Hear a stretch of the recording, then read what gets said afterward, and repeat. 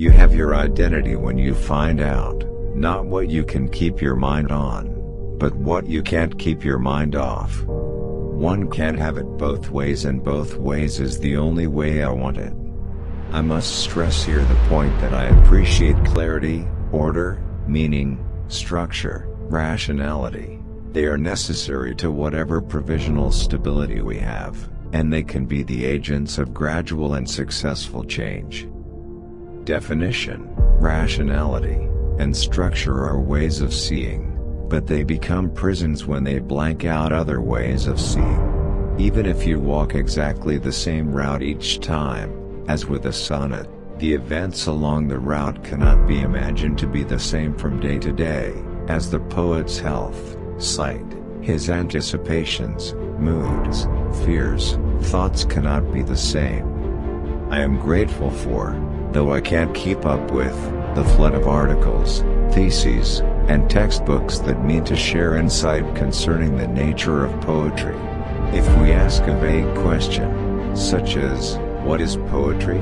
we expect a vague answer, such as, "Poetry is the music of words," or "Poetry is the linguistic correction of disorder."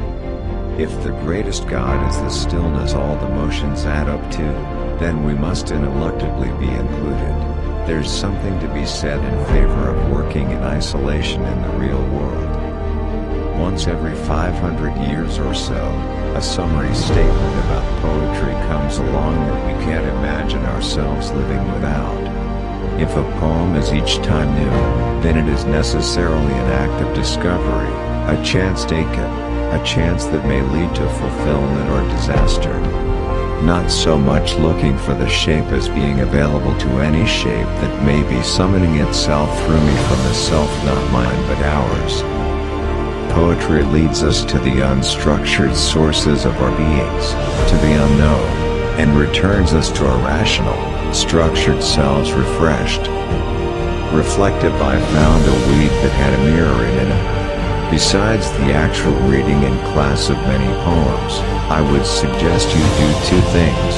First, while teaching everything you can and keeping free of it, teach that poetry is a mode of discourse that differs from logical exposition.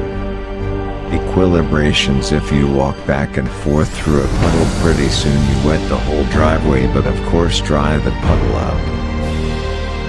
You came one day and as usual in such matters significance filled everything, your eyes, the things you knew, the way you turned, leaned, stood, or sat, this way or that. A poem generated by its own laws may be unrealized and bad in terms of so-called objective principles of taste, judgment, deduction. I can't tell you where a poem comes from, what it is, or what it is for, nor can any other man. The reason I can't tell you is that the purpose of a poem is to go past telling, to be recognized by burning. That's a wonderful change that's taken place, and so most poetry today is published, if not directly by the person, certainly by the enterprise of the poet himself, working with his friends. The poet exposes himself to the risk.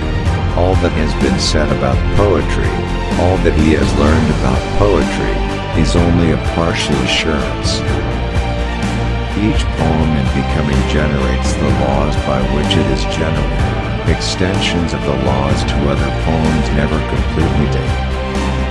Probably all the attention to poetry results in some value, though the attention is more often directed to lesser than to greater values.